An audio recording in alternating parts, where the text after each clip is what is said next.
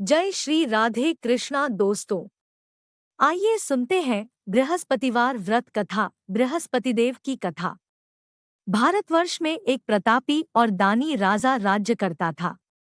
वह नित्य गरीबों और ब्राह्मणों की सहायता करता था। यह बात उसकी रानी को अच्छी नहीं लगती थी। वह न ही गरीबों को दान देती, न ही भगवान का पूजन करती थी और राजा को भी दान देने से मना किया करती थी। एक दिन राजा शिकार खेलने वन को गए हुए थे, तो रानी महल में अकेली थी। उसी समय बृहस्पतिदेव साधु वेश में राजा के महल में भिक्षा के लिए गए और भिक्षा मांगी। रानी ने भिक्षा देने से इनकार किया और कहा, हे साधु महाराज, मैं तो दान पुण्य से तंग आ गई हूँ।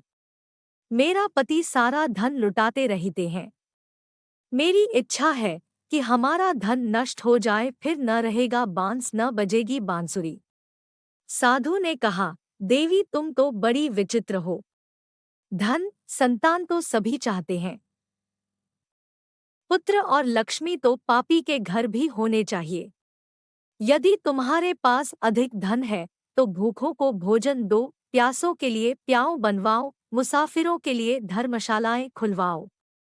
जो निर्धन अपनी कुंवारी कन्याओं का विवाह नहीं कर सकते, उनका विवाह करा दो।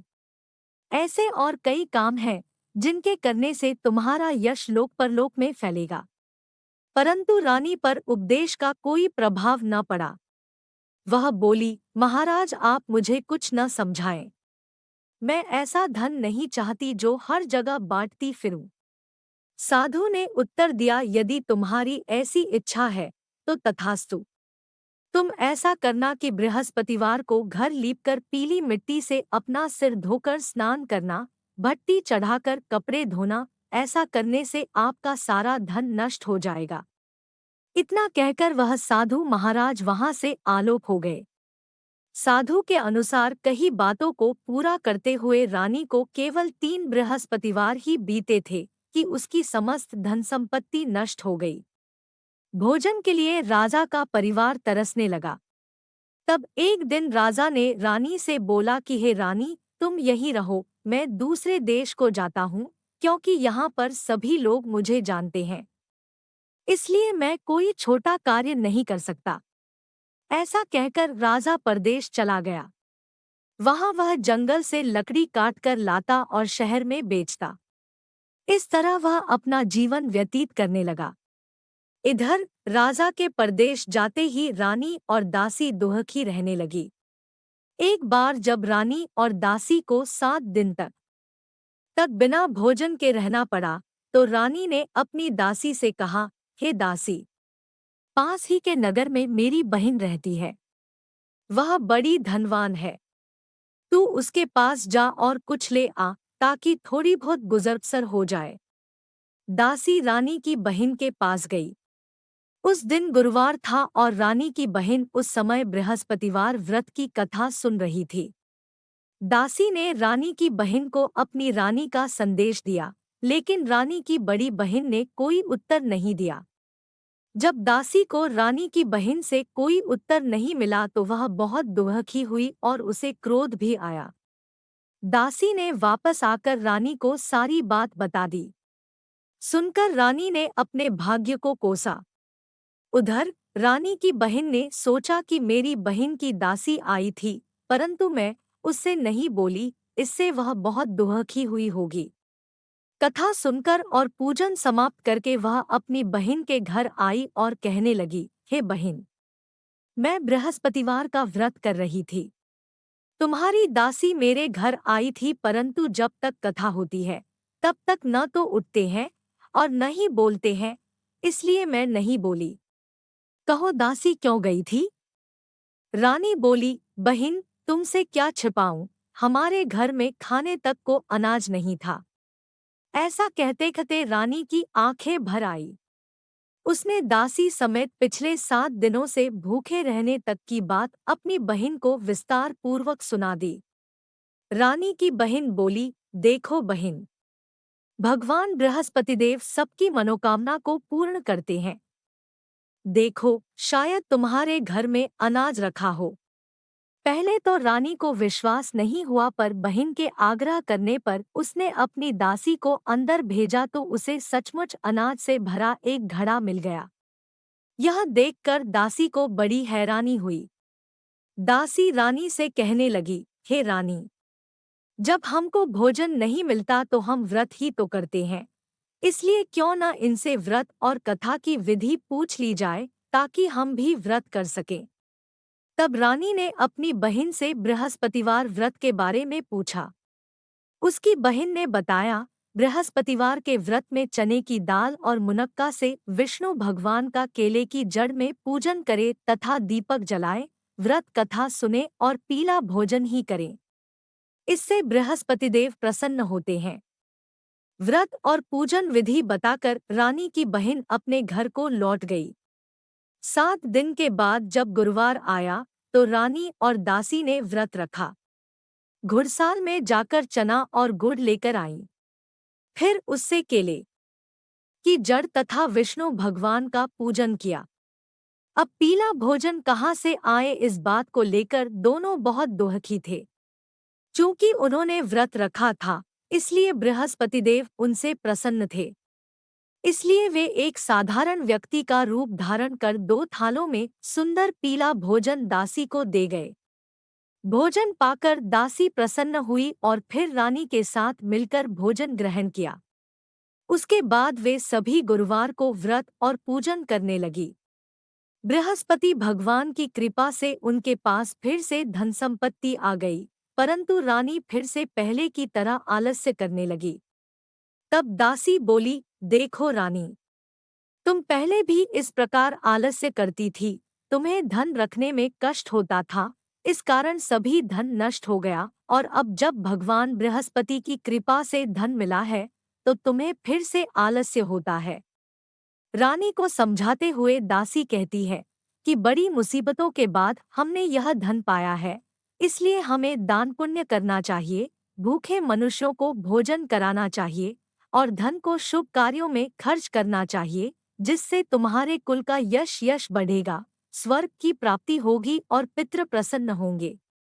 दासी की बात मानकर रानी अपना धन शुभ कार्यों में खर्च करने लगी, जिससे पूरे नगर में उसका यश फैलने लगा। बृहस्पतिवार व्रत कथा के बाद श्रद्धा के साथ आरती की जानी चाहिए। इसके बाद प्रसाद बांटकर उसे ग्रहण करना चाहिए। एक दिन राजा दुखी होकर जंगल में एक पेड़ के नीचे आसन जमाकर बैठ गया। वह अपनी दशा को याद करके व्याकुल होने लगा। बृहस्पतिवार का दिन था। एकाएक उसने देखा कि निर्जन वन में एक साधु प्रकट हुए। वह साधु वेश में स्वयं बृहस्पति देवता थे। लकड़हारे के सामने आकर बोले, हे लकड़हारे, इस सुनसान जंगल में तू चिंता मग्न क्यों बैठा है? लकड़हारे ने दोनों हाथ जोड़कर प्रणाम किया और उत्तर दिया, महात्मा जी, आप सब कुछ जानते हैं, मैं क्या कहूँ। यह कहकर रोने लगा और साधु को अपनी आत्मकथा सुनाई। महात्मा जी ने कहा, तुम्हारी स्त्री ने बृहस्पति के दिन बृहस्पति भगवान का निरादर किया है, जिसके कारण रुष्ट होकर उन्होंने तुम्हारी यह दशा कर दी। अब तुम चिंता को दूर करके मेरे कहने पर चलो तो तुम्हारे सब कष्ट दूर हो जाएंगे और भगवान पहले से भी अधिक संपत्ति देंगे। तुम बृहस्पति के दिन कथा किया करो। 2 पैसे के चने मुनक्का लाकर उसका प्रसाद बनाओ और शुद्ध जल से लोटे में शक्कर मिलाकर अमृत तैयार करो। कथा के पश्चात अपने सारे परिवार और सुनने वाले प्रेमियों में अमृत व प्रसाद बांटकर आप भी ग्रहण करो। ऐसा करने से भगवान तुम्हारी सब मनोकामनाएं पूरी करेंगे। साधु के ऐसे वचन सुनकर लकड़हारा बोला, हे प्रभो, मुझे लकड़ी बेचकर इतना पैसा नहीं मिलता जिससे भोजन के उपरांत कुछ बचा सकूं। मैंने रात्रि में अपनी स्त्री को व्याकुल देखा है। मेरे पास कुछ भी नहीं जिससे मैं उसकी खबर मंगा सकूं। साधु ने कहा, हे लकड़हारे, तुम किसी बात की चिंता मत करो। बृहस्पति के दिन तुम रोजाना की तरह लकड़ियां लेकर शहर को जाओ। तुमको रोज से दुगुना धन प्राप्त होगा जिससे तुम भली भांति भोजन कर लोगे तथा बृहस्पतिदेव की पूजा का सामान भी आ जाएगा। इतना कहकर साधु अंतर्ध्यान हो गए। धीरे धीरे समय व्यतीत होने पर फिर वही बृहस्पतिवार का दिन आया। लकड़हारा जंगल से लकड़ी काटकर किसी शहर में बेचने गया। उसे उसे उस दिन और दिन से अधिक पैसा मिला। राजा ने चना गुड़ आदि लाकर गुरुवार का व्रत किया। उस दिन से उसके सभी क्लेश दूर हुए, परंतु जब दोबारा गुरुवार का दिन आया तो बृहस्पतिवार का व्रत करना भूल गया। इस कारण बृहस्पति भगवान नाराज हो गए। उस दिन उस नगर के राजा ने विशाल यज्ञ का आयोजन किया तथा शहर में यह घोषणा करा दी कि कोई भी मनुष्य अपने घर में भोजन न बनावे न आग जलावे, समस्त जनता मेरे यहाँ भोजन करने आवे।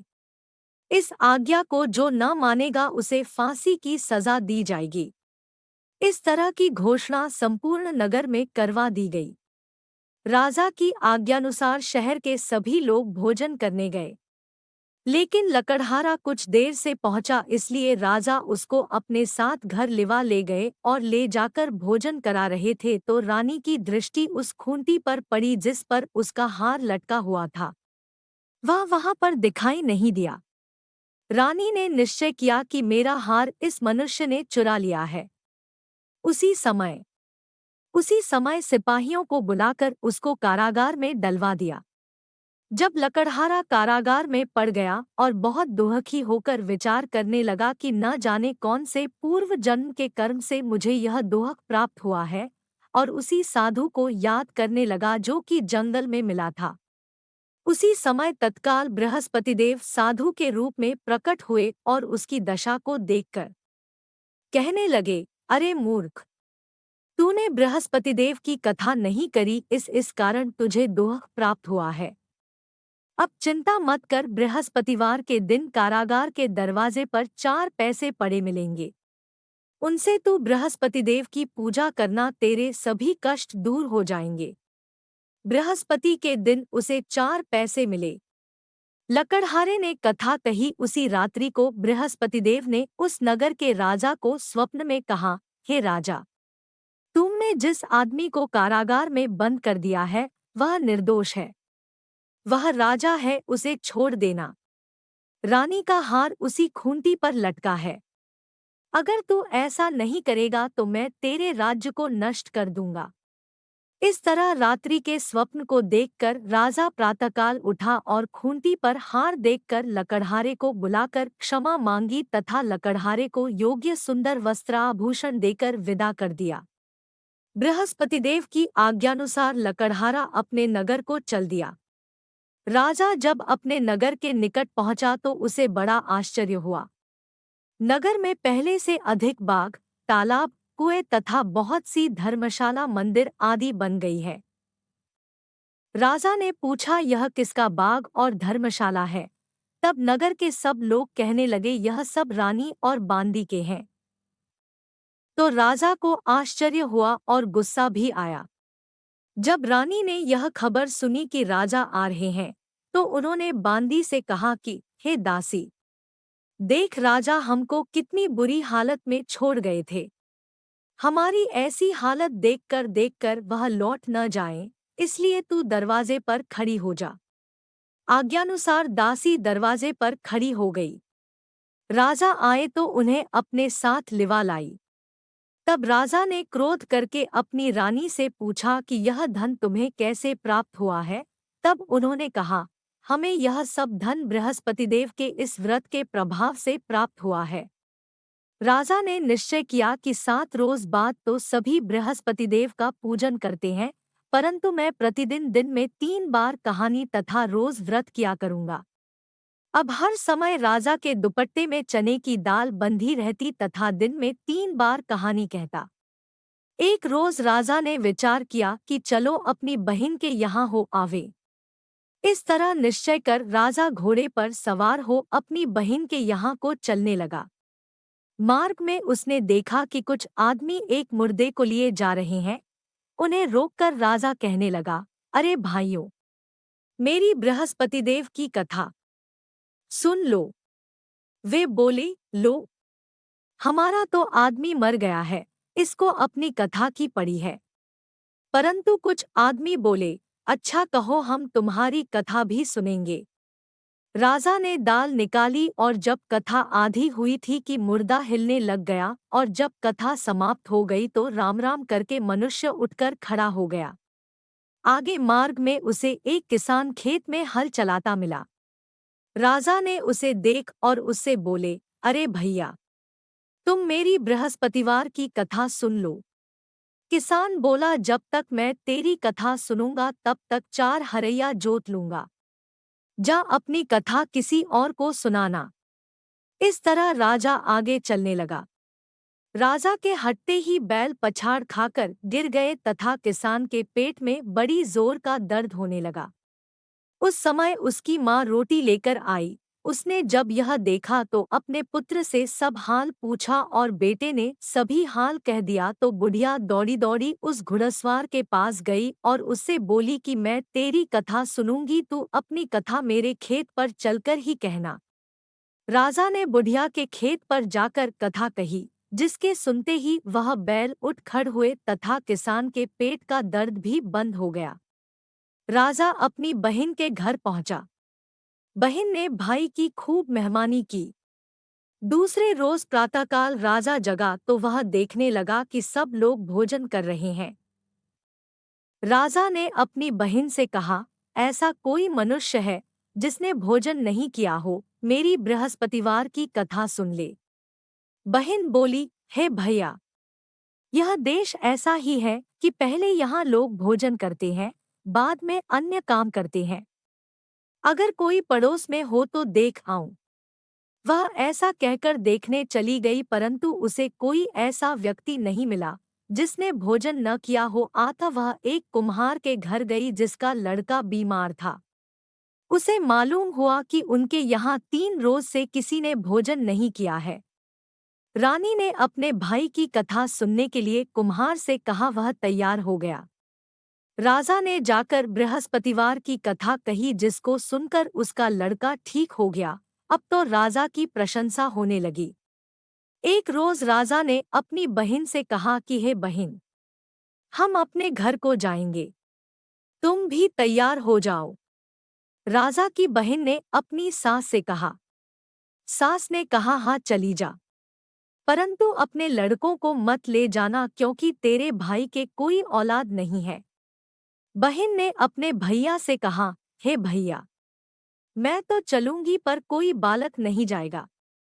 राजा बोला, जब कोई बालक नहीं चलेगा तब तुम ही क्या करोगी। बड़े दुखी मन से राजा अपने नगर को लौट आया। राजा ने अपनी रानी से कहा, हम निर्वंशी हैं, हमारा मुंह देखने का धर्म नहीं है और कुछ भोजन आदि नहीं किया। रानी बोली, हे प्रभु, बृहस्पतिदेव ने हमें सब कुछ दिया है, वह हमें औलाद अवश्य देंगे। उसी रात को बृहस्पतिदेव ने राजा से स्वप्न में कहा, हे राजा उठ, सभी सोच त्याग दे, तेरी रानी गर्भ से है। राजा की यह बात सुनकर बड़ी खुशी हुई। 9वें महीने में उसके गर्भ से एक सुंदर पुत्र पैदा हुआ। तब राजा बोला, हे रानी, स्त्री बिना भोजन के रह सकती है पर बिना कहे नहीं रह सकती। जब मेरी बहन आवे तुम उससे कुछ कहना मत। रानी ने सुनकर हाँ कर दिया। जब राजा की बहन ने यह शुभ समाचार सुना तो वह बहुत खुश हुई तथा बधाई लेकर अपने भाई के यहाँ आई। तभी रानी ने कहा, घोड़ा चढ़कर तो नहीं आई, गधा चढ़ी आई। राजा की बहन बोली, भाभी, मैं इस प्रकार न कहती तो तुम्हें औलाद कैसे मिलती। बृहस्पतिदेव ऐसे ही हैं, जैसी जिसके मन में कामनाएं हैं सभी को पूर्ण करते हैं। जो सद्भावनापूर्वक बृहस्पतिवार का व्रत करता है एवं कथा पढ़ता है अथवा सुनता है, दूसरों को सुनाता है, बृहस्पति उसकी सभी मनोकामना पूर्ण करते हैं। भगवान बृहस्पतिदेव उसकी सदैव रक्षा करते हैं। संसार में जो मनुष्य सद्भावना से भगवान जी का पूजन व्रत सच्चे हृदय से करते हैं तो उनकी सभी मनोकामनाएं पूर्ण करते हैं। जैसी सच्ची भावना से रानी और राजा ने उनकी कथा का गुणगान किया तो उनकी सभी इच्छाएं बृहस्पतिदेव जी ने पूर्ण की थी। इसलिए पूर्ण कथा सुनने के बाद प्रसाद लेकर जाना चाहिए। हृदय से उसका मनन करते हुए जयकारा बोलना चाहिए।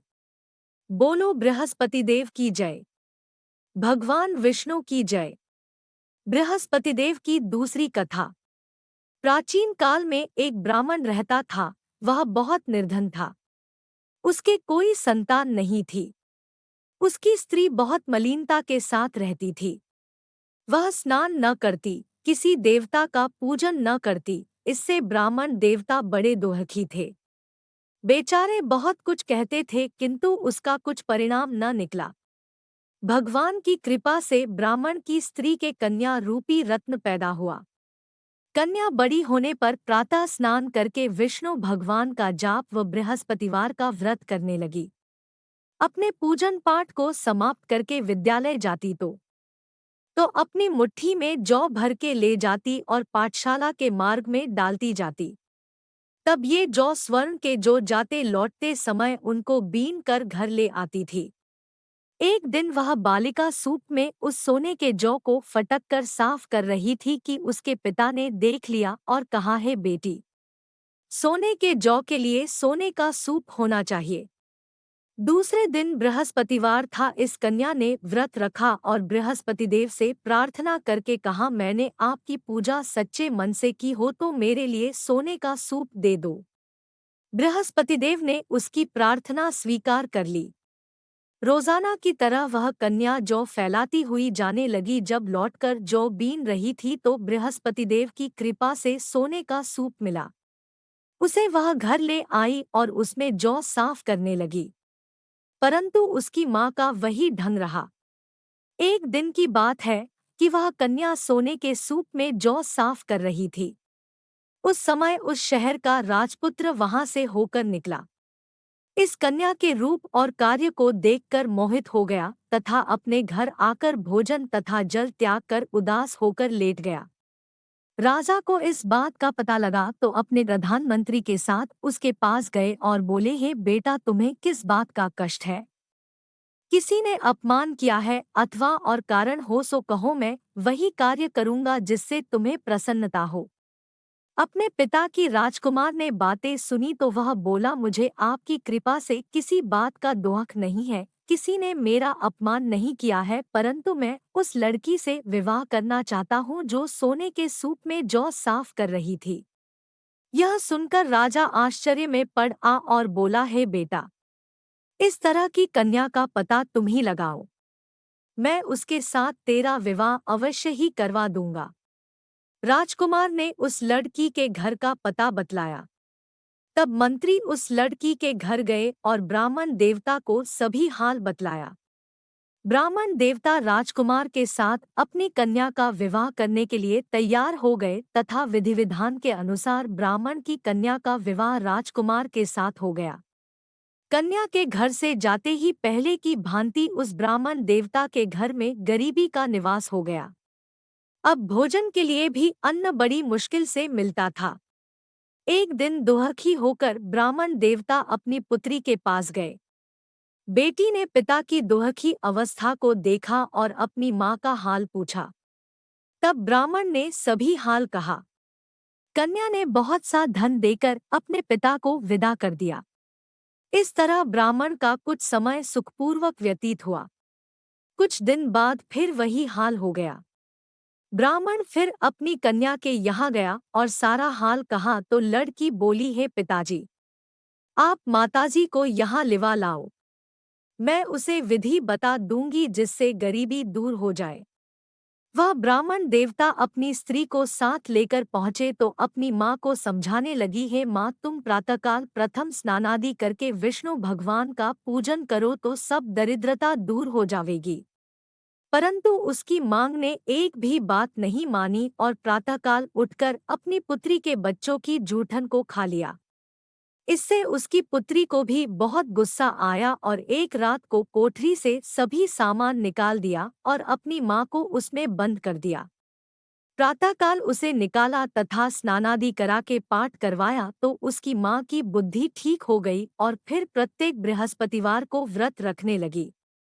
इस व्रत के प्रभाव से उसके माँ बाप बहुत ही धनवान और पुत्रवान हो गए और बृहस्पति जी के प्रभाव से इस लोक के सुख भोग कर स्वर्ग को प्राप्त हुए। सब बोलो विष्णु भगवान की जय। बोलो बृहस्पति देव की जय। अगर आपको यह कथाएं पसंद है तो कृपया शेयर, लाइक या कमेंट जरूर करें। इस चैनल पर नए हैं तो इस चैनल को सब्सक्राइब अवश्य करें। क्या है गुरुवार व्रत की विधि? गुरुवार के दिन सूर्योदय से पहले उठकर स्नान करें। इस दिन पीले रंग का बहुत महत्व है, तो पीले वस्त्र धारण करें। भगवान विष्णु का ध्यान करें और व्रत का संकल्प लें। भगवान विष्णु को चंदन लगाएं एवं पीले फूल अर्पित करें। भगवान विष्णु को गुड़ या चने की दाल का भोग लगाएं। किसी पीले रंग की मिठाई का भोग भी लगा सकते हैं। विष्णु के मंत्रों का जाप करें। विष्णु सहस्त्रनाम का पाठ करें। विष्णु चालीसा पढ़े और बृहस्पति देव का ध्यान करें। गुरु मंत्रों या बृहस्पति देव के मंत्रों का जाप करें। भगवान विष्णु और बृहस्पति देव की आरती उतारें। केले के पेड़ में श्री हरि और बृहस्पति का वास होता है। इस दिन केले के पेड़ की पूजा कर दान भी करें। शाम के समय फलाहार के साथ व्रत का पारण करें। जय श्री राधे कृष्णा।